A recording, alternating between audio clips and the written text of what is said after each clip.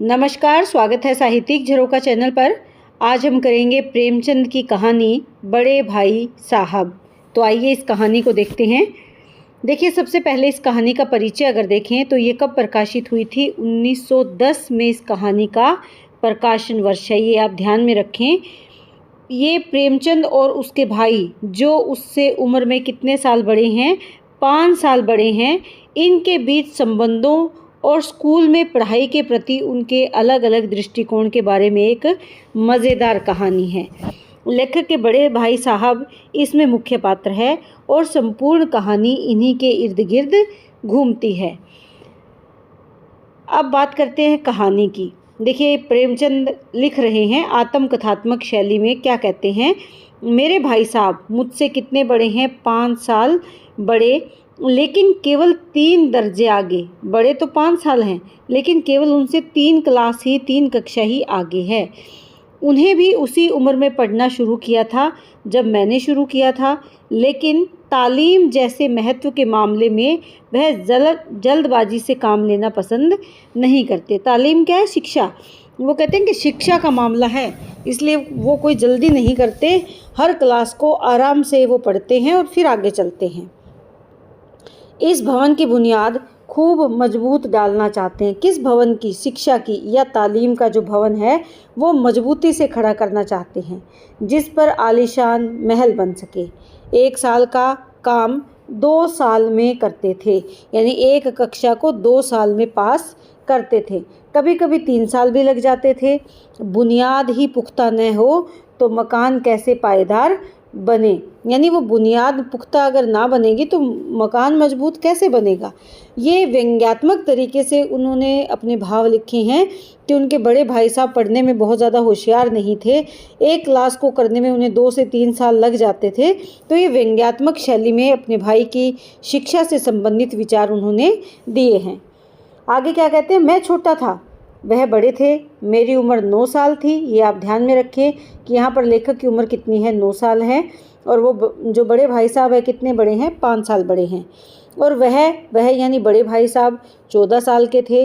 उन्हें मेरी तंबी और निगरानी का पूरा और जन्मसिद्ध अधिकार था, यानी मेरे पे जो पूर्ण अधिकार वो जताते थे। जन्म सिद्ध का मतलब जन्म से ही अधिकार उनको मिला हुआ था, पूरा हक था कि वो मुझ पर पूरी निगरानी रखें और पाबंदियां भी रखें।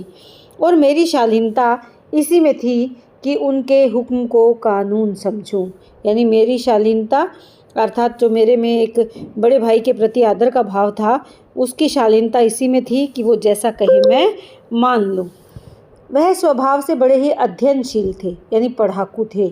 हरदम किताब खोले बैठे रहते और शायद दिमाग को आराम देने के लिए कभी कॉपी पर, कभी किताब के हाशियों पर चिड़ियों, कुत्तों, बिल्लियों की तस्वीरें बनाया करते थे। किताब का हाशिया क्या होता है? जो किताब के साइड में कोने होते हैं उसको वो क्या कहते हैं? हाशिया कहते हैं।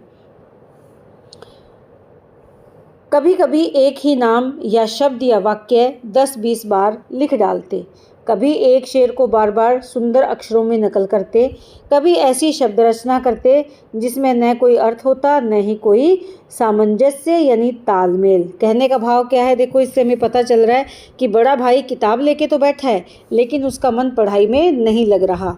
मसलन एक बार उनकी कॉपी पर मैंने यह इबारत देखी: स्पेशल अमीना, भाइयों भाइयों, दरअसल भाई भाई, राधे श्याम, श्रीयुत राधे श्याम। 1 घंटे तक इसके बाद एक आदमी का चेहरा बना हुआ था। मैंने बहुत चेष्टा यानी कोशिश या इच्छा की कि इस पहेली का कोई अर्थ निकालूं, लेकिन असफल रहा। कितने अजीब अजीब से नाम लिखे थे, कोई शब्द किसी से मेल नहीं खा रहा था। तो वो कहते हैं कि मैंने कोशिश की कि ढूंढूं आखिर क्या बताना चाहते हैं, लेकिन कोई अर्थ नहीं निकला और उनसे पूछने का साहस न हुआ। वह 9वीं जमात में थे और मैं 5वीं में।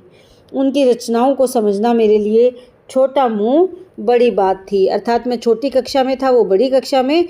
उनका ज्ञान मुझसे ज़्यादा था, तो मैं उनके ज्ञान को कैसे समझ सकता हूँ।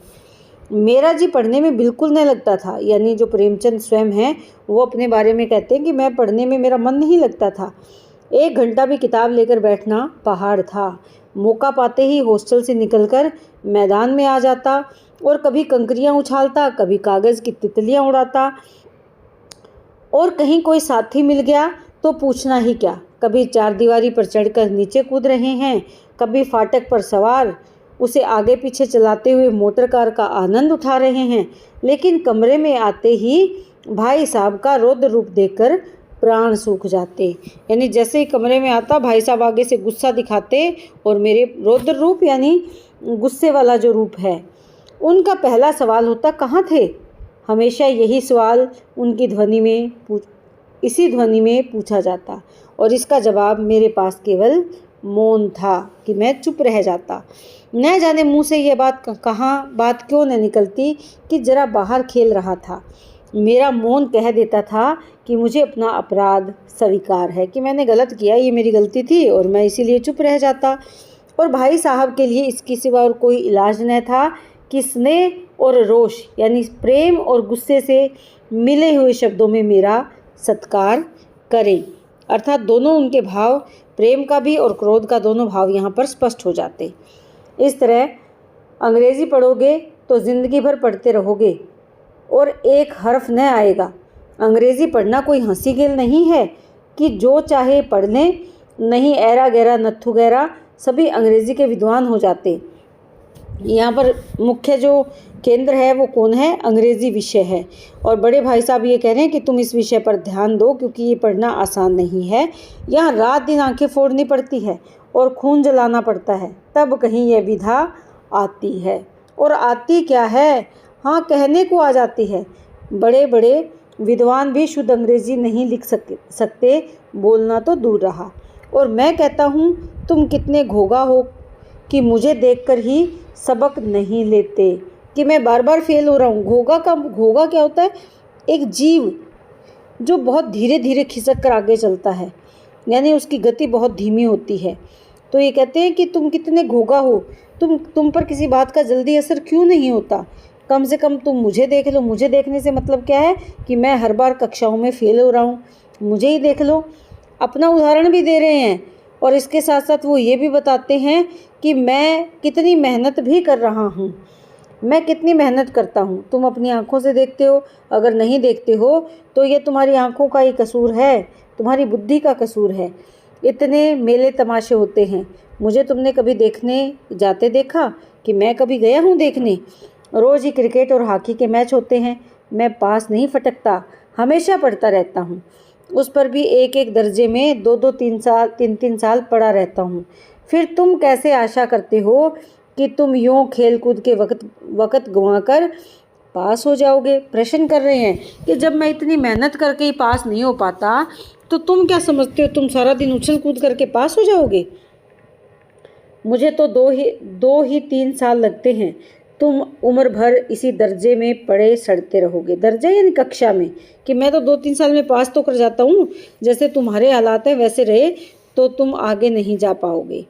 अगर तुम्हें इस तरह उम्र गंवानी है तो बेहतर है घर चले जाओ और मज़े से गुल्ली डंडा खेलो। दादा की गाड़ी कमाई के रुपए क्यों बर्बाद करते हो? यानी दादा की जो मेहनत की गाढ़ी कमाई है वो तुम क्यों पैसे खराब करते हो? मैं यह लताड़ सुनकर आंसू बहाने लगता। जवाब ही क्या था कि मैं आगे कहता भी क्या, क्योंकि और कोई जवाब मेरे पास नहीं था। अपराध तो मैंने किया, लताड़ कौन सहे? भाई साहब उपदेश की कला में बहुत निपुण थे, माहिर थे।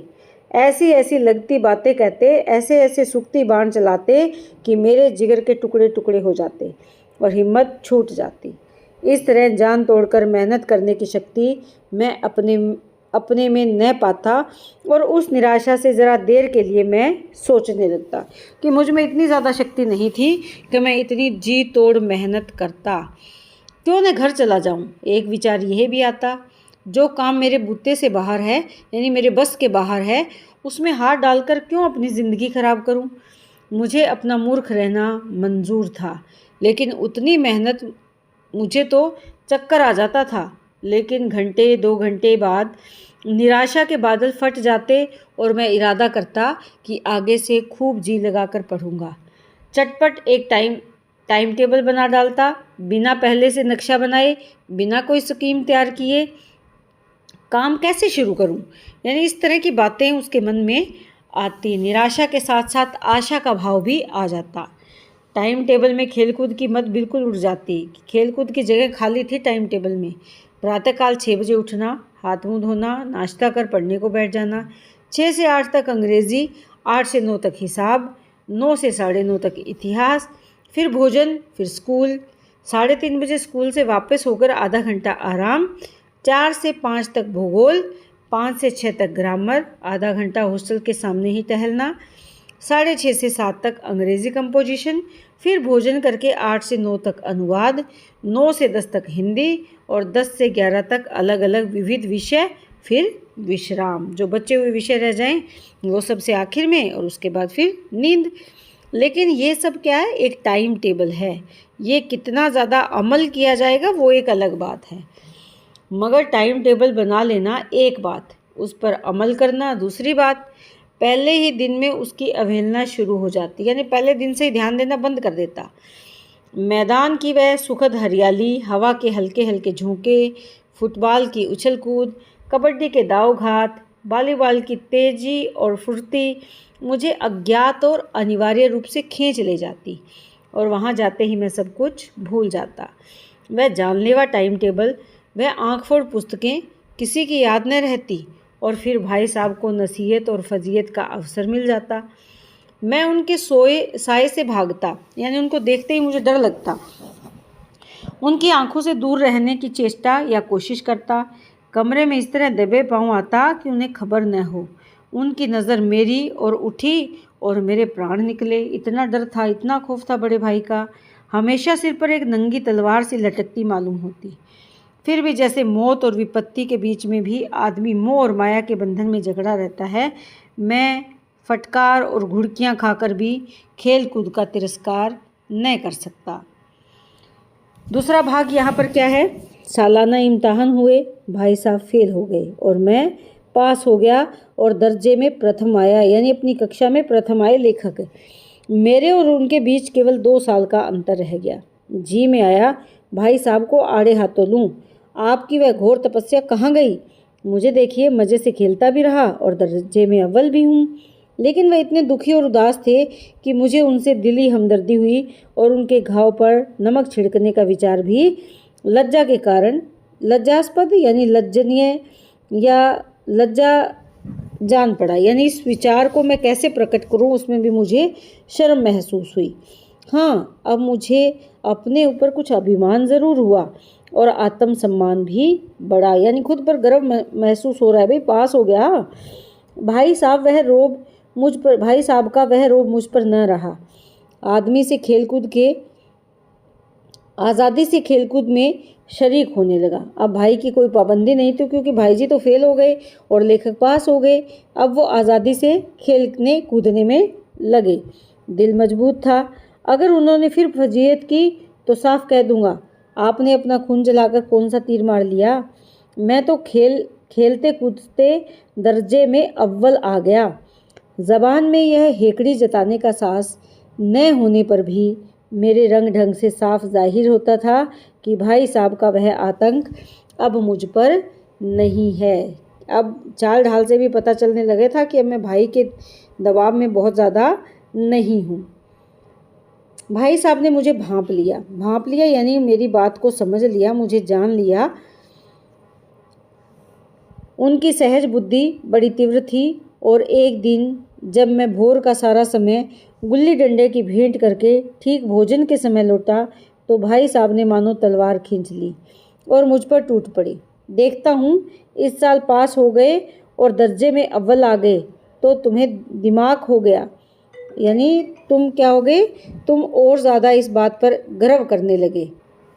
दिमाग हो गया से तात्पर्य यहाँ पर क्या है कि तुम्हें अभिमान हो गया, घमंड हो गया। मगर भाईजान, घमंड तो बड़े बड़े का नहीं रहा, तुम्हारी क्या हस्ती है।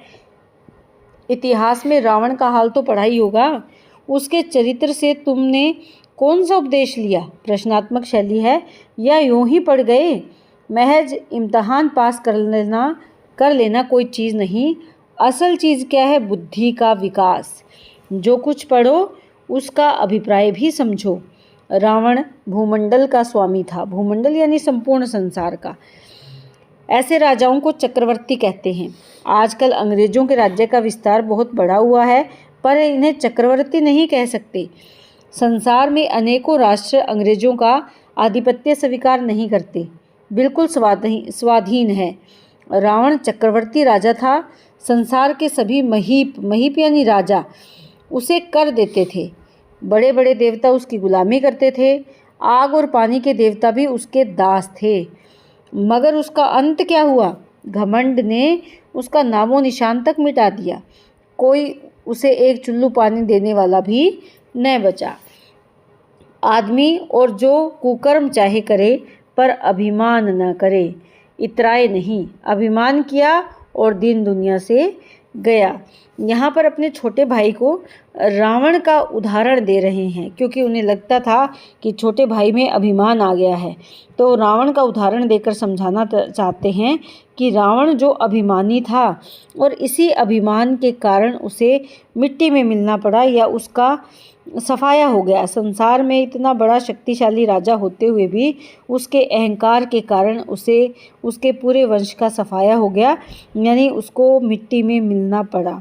तो कहने का भाव यहाँ पर क्या है कि लेखक के जो भाई हैं वो बताना चाहते हैं कि आदमी कुछ करे लेकिन घमंड ना करें, अभिमान ना करें, अपनी सफलता पर इतराए नहीं। आज के लिए इतना ही। कहानी ज़्यादा लंबी हो जाएगी, बाकी का भाग हम कल करेंगे। तो उम्मीद करती हूँ कहानी आपको अच्छे से समझ में आ रही है। इसी तरह जुड़े रहें। बहुत बहुत धन्यवाद।